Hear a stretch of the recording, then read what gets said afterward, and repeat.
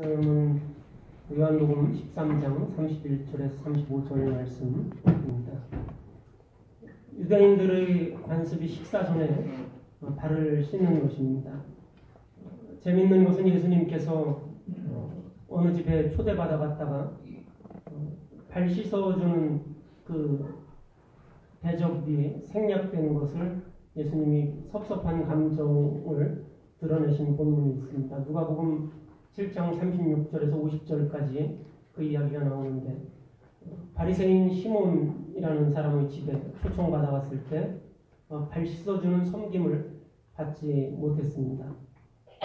이것은 그냥 예수님이 훌륭한 사람이라서가 아니라 어떤 집에 초대받아 가면 의례에 겪어야 하는 그런 예의에 관계된 것인데, 바리새인 시몬은 그 일을 조차도 생략해 버렸죠. 그래서 예수님께서 기분이 너무 안 좋으셔서 누가복음 7장 44절에 시몬에게 그렇게 이야기합니다.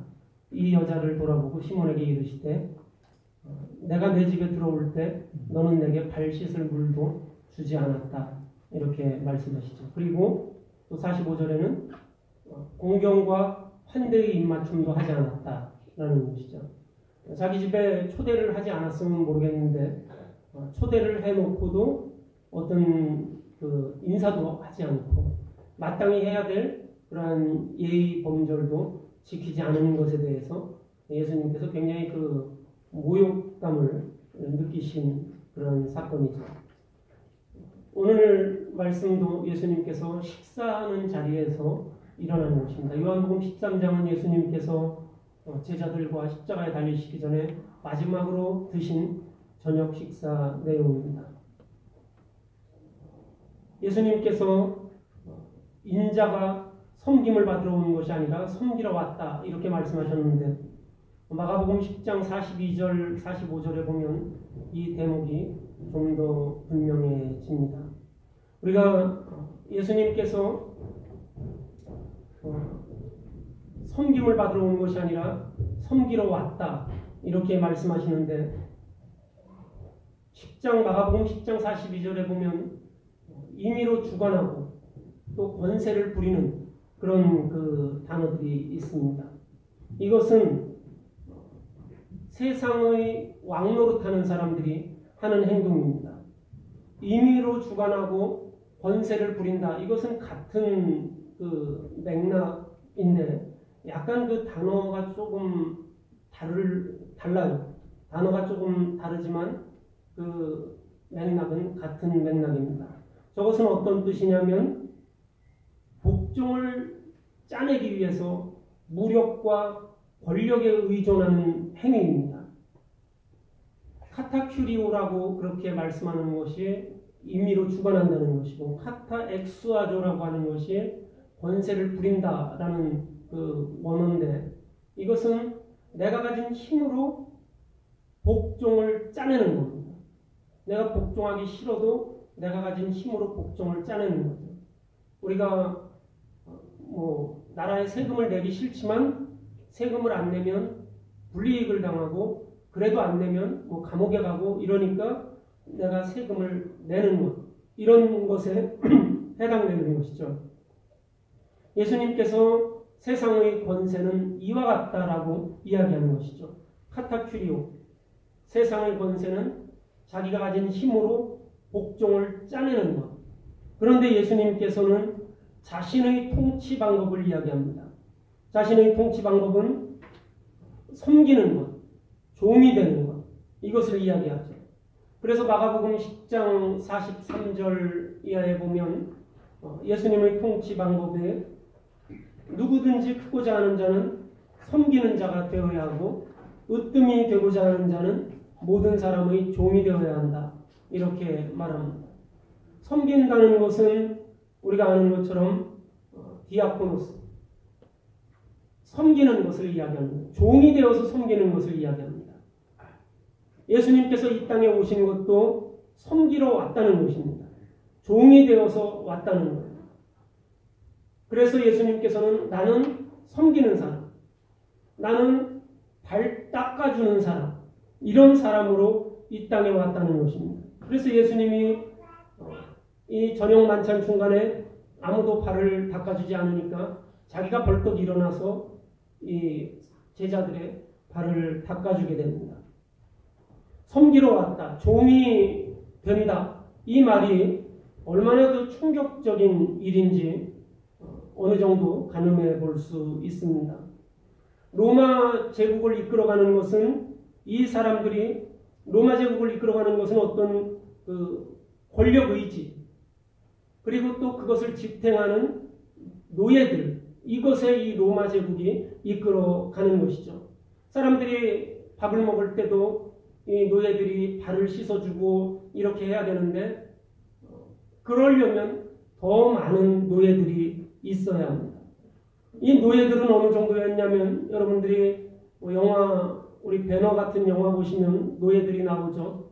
그 노예들은 옷을 입지 않습니다. 옷을 입지 않고 이 밑에 바지도 반바지 같은 그냥 치부만 가릴 정도의 옷을 입습니다. 왜 옷을 입지 않습니까? 더워서 그런 게 아니라 노예에게는 인권이 없고 노예에게는 어떤 그 남에게 대한 위협을 줄 수 없습니다. 우리가 뭐 이런 옷을 입고 있으면 이 주머니에서 뭐가 나옵니까? 칼이 나올 수도 있죠. 칼이 나와서 주인을 찔러 죽일 수도 있고요. 또 이런 옷을 입고 있으면 주인의 물건을 가져와서 이 옷에다 담을 수도 있죠. 그런데 아무것도 없는 겁니다. 그냥 맨몸이에요. 주인의 것을 훔칠 수도 없고 여기서 무엇을 꺼낼 수도 없는 사람입니다. 그냥 노예라는 건 나무와 같은 그런 존재.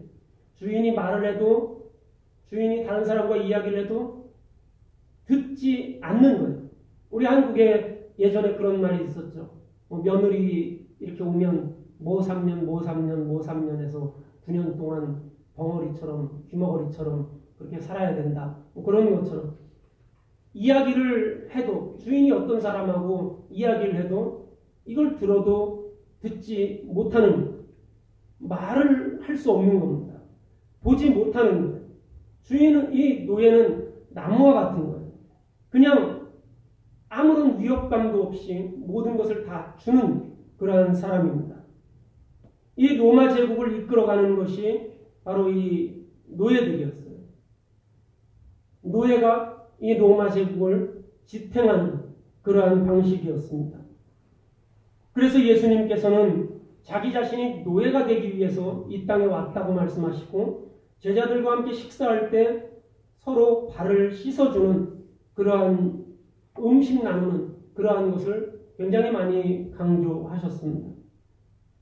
왜냐하면 예전에 예수님께서 식사하시던 그때 식사 장면을 보면 어떤 사본과 어떤 영어 성경에는 예수님께서 비스듬히 누웠다, reclined at the table이라고 그렇게 표현하고 있는데, 우리가 recline이라고 하면 광고, 이렇게 신문 광고 같은 거 보면 recline 체어 막 이러면 그냥 누워서 뭐 이런 거 아닙니까? 식사할 때 저 그림에서처럼 저것보다 더 편하게, 지금은 우리가 식사할 때 저렇게 하면 예의가 없다고 하지만 그때 당시에는 비스듬히 누워서 빵을 뜯으면서 자기의 그 모든 것을 다 최대한 편안하게 이 식사를 오랫동안 하는 것이죠. 그렇기 때문에 저렇게 식사하려면 식사 전에 꼭 발을 씻어야 합니다. 왜냐하면 발을 씻지 않으면 내 발냄새가 그 옆에 있는 사람, 내 비스듬히 누웠고 발을 뻗고 이러고 있는데 내 발냄새가 옆에 있는 사람에게 그것이 발냄새가 나는 것이죠. 그래서 그것을 씻어야 합니다. 최대한 편하게. 그렇게 있는 것이 저 당시 식사의 진수였습니다. 노동으로 굳어진 몸과 정신이 이완되고 쉼을 얻는 것, 이것이 몸 전체에서 어떤 그 평안을 얻는 것, 이것이 식탁 교제였습니다. 그래서 지금도 마찬가지지만 식사를 한다는 것은 어떤 영양분을 섭취하는 것 이상의 의미를 가졌어요. 저렇게 발을 뻗고 식사한다는 것은 우리가 한 공동체가 된다는 것을 표시하는 겁니다. 우리가 친밀해지기로 결단한다는 것을 말하는 거예요. 그리고 저렇게 식사하는 행위는 어떤 사회적인 장벽을 무너뜨리는 거예요. 저기에서 높은 사람과 낮은 사람이 같이 식사했다면 그들은 한 통속이 되는 겁니다. 하나가 되는 거예요. 계급이 없어지는 겁니다. 우리가 식사할 때 높은 사람 그 코앞에 발을 뻗고 식사를 하는 거예요. 서로가 친밀해지는 겁니다. 예수님께서 세리와 죄인들과 창기들과 함께 식사했다는 말이 그래서 스캔들이 되는 겁니다. 바리새인들이 예수님이 식사 한 번 한 것 가지고 왜 트집을 잡느냐라고 생각할지 모르지만 예수님이 세리들과 죄인들과 창기들과 식사를 함께한 행위는 바리새인의 눈에는 충격적인 것입니다. 사회적인 장벽이 무너지는 것이고 계급이 타파되는 거예요. 어떻게 창기와 예수라는 사람이, 랍비라는 사람이 같은 자리에 앉아서 발을 뻗고 밥을 먹을 수 있습니까? 어떻게 예수님이 나라를 팔아먹고 나라의 앞잡이를 하고 있는 이 세관, 세리와 함께 밥을 먹을 수 있습니까? 어떻게 예수님이 죄인들, 병자들과 함께 밥을 먹을 수 있습니까? 이것은 사회의 통념을 깨는 것이고 장벽을 깨트리는 것입니다. 그래서 바리새인들이 그것에 굉장히 민감한 것이죠. 사회의 근간이 무너지는 것입니다. 예수님과 제자들이 발을 씻지 않고 식사를 하셨습니다. 오늘 요한복음 13장에 보면 예수님과 제자들이 발을 씻지 않았어요. 발을 씻겨줄 사람이 없었던 것 같습니다. 발을 씻고 편하게 서로 먹어야 되는데 발을 씻지 않았어요. 그러니까 예수님이 식사 중간에 발을 씻겨줬어요. 예수님이 가르쳐준 섬기는 나라, 서로 사랑하고 서로 종이 되는 하나님 나라의 복음은 우리 사람에게 각인되는 것이 너무나 어렵고 낯선 그런 가르침입니다. 로마 제국은 힘으로 사람을 억압하고 노예와 평민을 나누고 노예들이 평민을 섬기고 이런 체계였는데 예수님이 가르쳐주는 것은 노예와 평민이 아니라 서로 섬기고 서로 발을 씻어주라는 것, 서로 노예가 되라는 겁니다. 이것은 굉장히 어려운 일이고 이 기독교 복음은 예수님 자신에게조차도 가르치는 것이 굉장히 어려운 난제였습니다. 기독교 복음은 노예들과 섬기는 자들에게 세워지는 하나님 나라의 복음입니다. 이 놀라운 복음이 제자들에게는 납득되지 않았고 아직 그것이 각인되지 않았어요. 그래서 그들은 서로 누가 높은지를 다투었고 노예가 없어서 발을 씻어줄 사람이 없으니까 서로 누구의 발을 씻어야 될지 그것을 가지고 고민하다가 그냥 식사를 시작해버리고 마는 겁니다. 예수님이 3년이나 하나님 나라의 복음을 가르쳤음에도 불구하고 제자들이 서로 섬기지 못하고 서로 돌봐주지 못하고 서로 사랑하지 않는 그런 냉혹함에 경직되어 있었던 것이죠. 아무도 발을 씻어주지 않는 이 상태가 예수님에게 깊은 좌절감과 실패감을 안겨줍니다. 기독교 진리는 로마의 그런 약탈사회, 권력공학적인 조직사회에서 사는 이들에게는 이해하기가 힘들고 낯선 그런 복음이었어요. 어떻게 아무것도 있지 않고 아무런 사람으로서의 인권 자체가 없이 나무와 똑같은 대접을 받는 그런 노예가 되라는 것, 이것을 어떻게 받아들여야 합니까? 기독교 복음이 자연인들에게 습득되기가 매우 어렵고 정상적인 이성을 가진 사람에게는 매우 낯선 것이고 용납이 안 되는 그 무엇이 있기 때문에 예수님도 제자들의 교육에 어려움을 겪으신 것입니다. 자크 엘윌이라는 프랑스의 사상가가 있어요. 그 사람이 여러분들이 기회가 되시면 저 두 권의 책을 구입하셔서 읽어보시기로 합니다.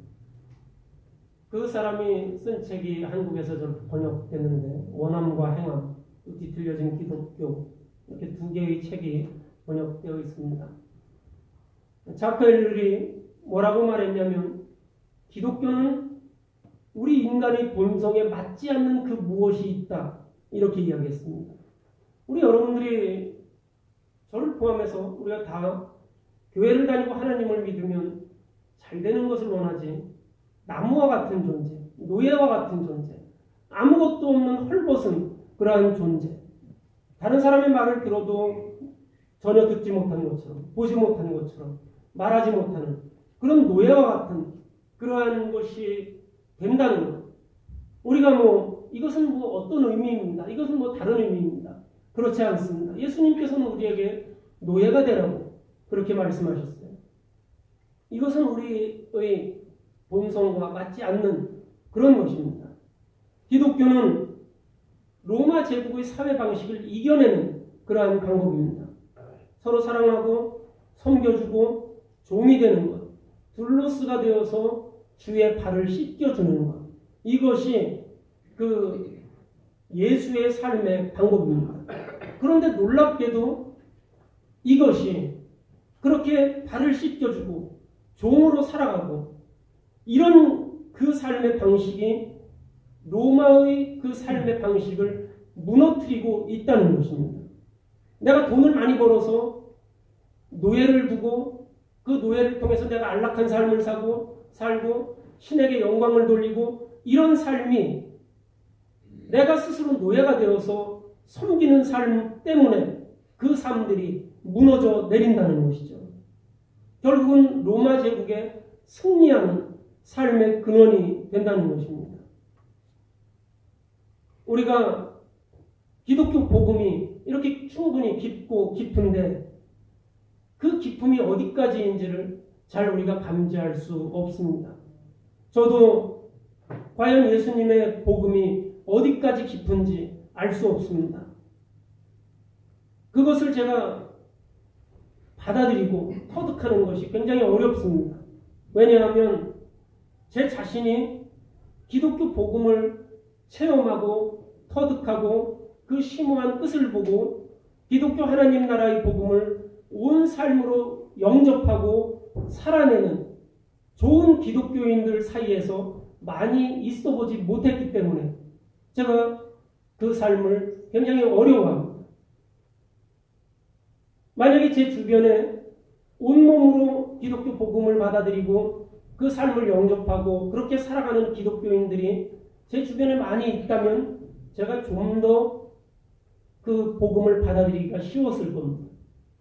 만일 우리가 좋은 기독교인, 하나님 나라의 복음의 비밀을 체득하고 깊은 경지에 이른 사람들, 그리고 종의 노릇을 하는 사람들, 그 사이에 살았다면 우리가 좋은 기독교를 밥을 먹듯이 매일매일 밥을 먹듯이 섭취할 수 있었을 겁니다.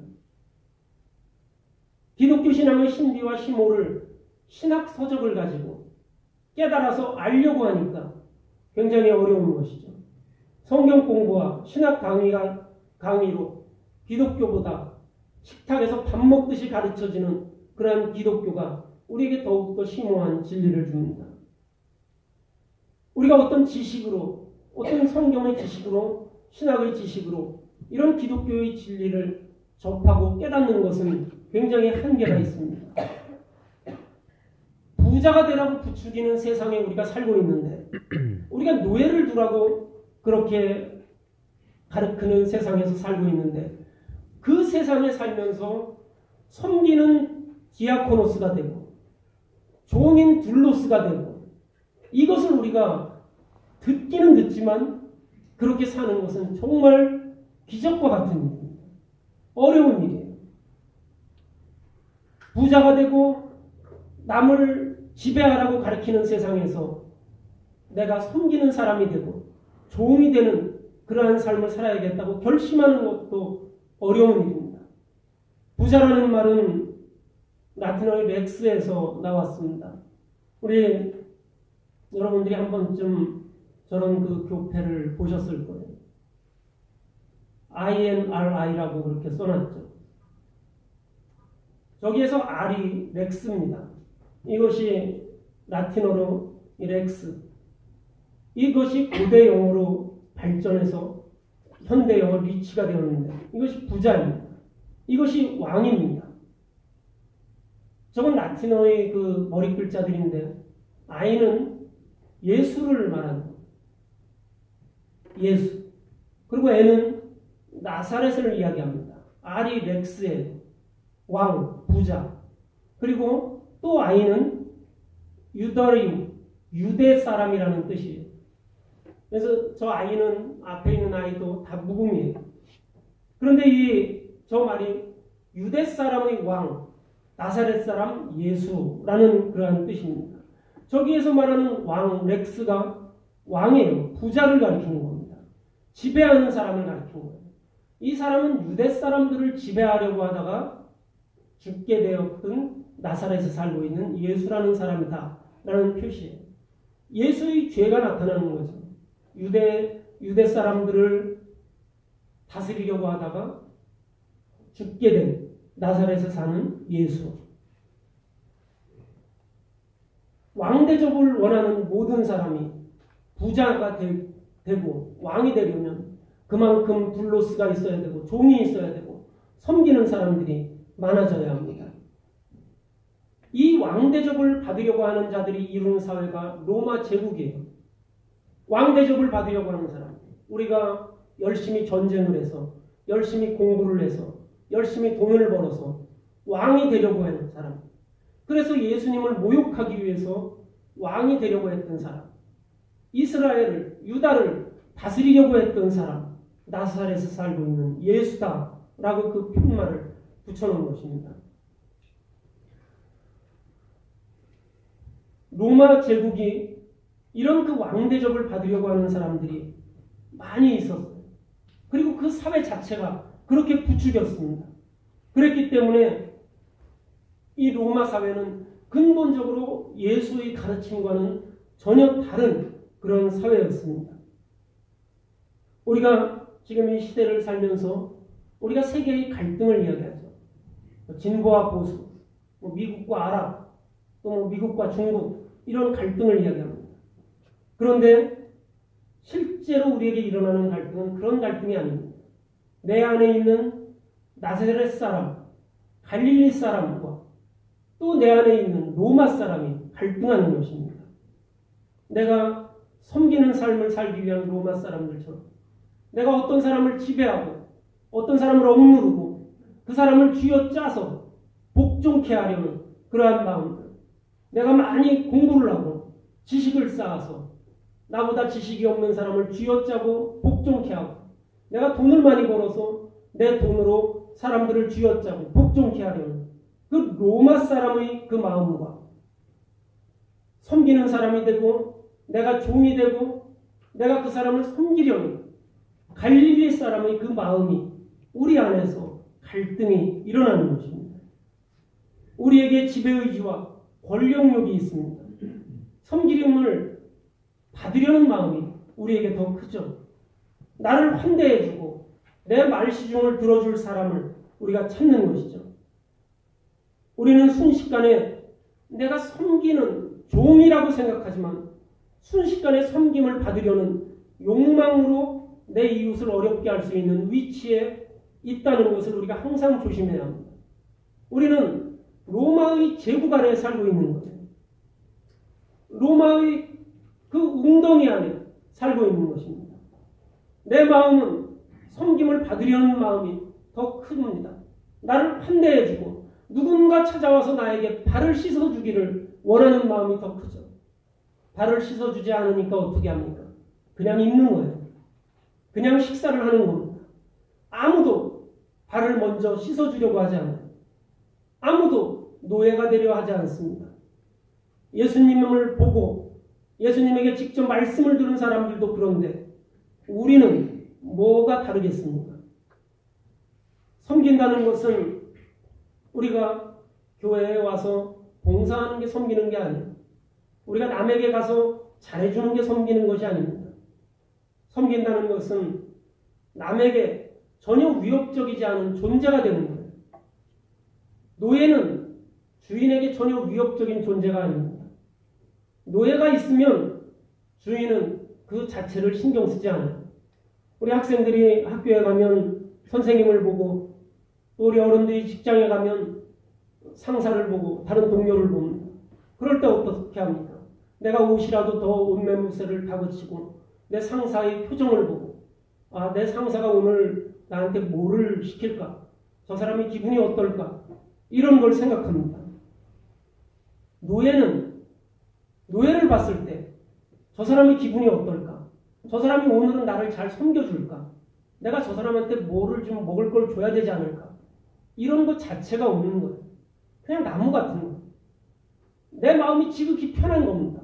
그냥 내가 뭘 대가를 주는 것도 아니에요. 그냥 내가 가만히 있으면 그 사람이 가져오는 겁니다. 그게 둘로스의 섬김이에요. 섬김이라는 것은 남에게 전혀 위협적인 존재가 되지 않는 거예요. 가정에서 아내와 남편이, 부모와 자식이 이런 전혀 위협적인 존재가 되지 않는 섬김이 있는 가정은 복된 가정이에요. 우리가 모든 것을 알면 그 사람은 매우 위협적인 사람입니다. 제가 여러분의 모든 것을 다 안다고 그러면 여러분에게 있어서 저는 얼마나 위협적인 사람이 되겠습니까? 돈이 너무 많으면 굉장히 위협적인 사람입니다.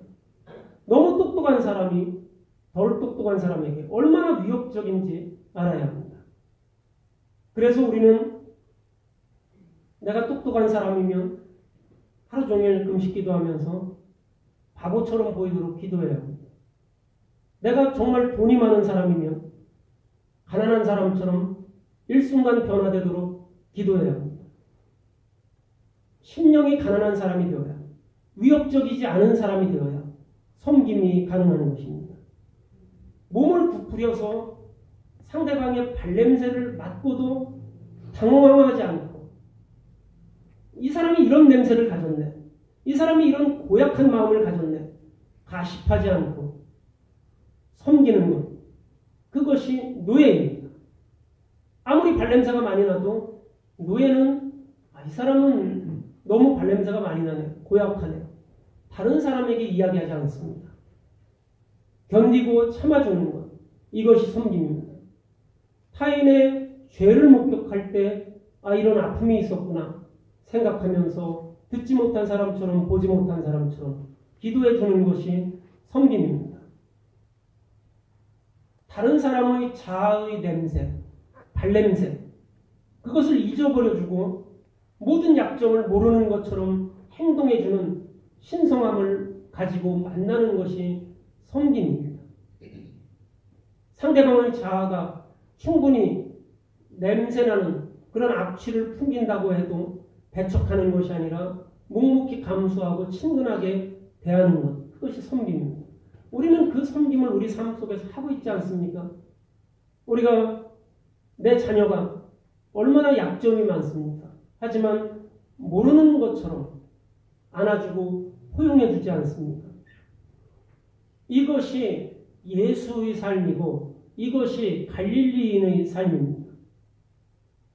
약점을 들추어서 그 약점을 잡고 쥐어짜서 나에게 복종시키는 것. 이것이 로마의 삶입니다. 우리 주님이 말씀하십니다. 내가 주와 스승이 되어서 몸을 구부려서 여러분의 둘로스가 되었습니다. 요한복음 13장 15절 말씀입니다. 내가 주와 스승이 되어서 몸을 구부려서 여러분의 종이 되었습니다. 이것이 복음입니다. 이 외에 다른 복음이 없습니다. 다른 길이 없습니다. 다른 구원이 없습니다. 이것이 기독교입니다. 친히 부유하신 자가 자기를 가난케 해서 종이 되신 예수를 본받는 것. 이것이 기독교의 본질입니다. 내가 몸을 구부려서 우리 형제 자매들, 내가 만나는 사람들의 사람 냄새, 그 자아를 씻어주고 끌어안아주고 마주 품어주는 것. 이것이 기독교이고 이런 곳에 하나님이 계십니다. 그래서 예수님은 말씀하시죠. 예수님께서 우리에게 뭐라고 말씀하셨습니까? 마태복음 18장 20절에 두세 사람이 내 이름으로 모인 곳에 나도 그 사람들과 함께 있다. 두세 사람이 모인 교회라도 예수님이 계시면 충만한 거죠. 다른 길이 없습니다. 내가 구부려서 너의 종이 되었을 때 그때 예수님께서 나와 함께 하신다는 것입니다. 두세 사람으로 충만한 교회, 서로 발을 씻어주고 서로 종이 되어주는 우리 윈저 한인교회가 되길 바랍니다. 우리 교회가 이민자들이 모인 한인교회에서 큰 깨우침을 주고 또 우리 성도들 하나하나를 더욱 예리하게 주목해서 배울 수 있게 되는 그러한 시대를 선도하는 교회가 되고 교회를 이끌어가는 하나님이 계신 교회가 되기를 주님의 이름으로 축복합니다. 같이 기도하시겠습니다.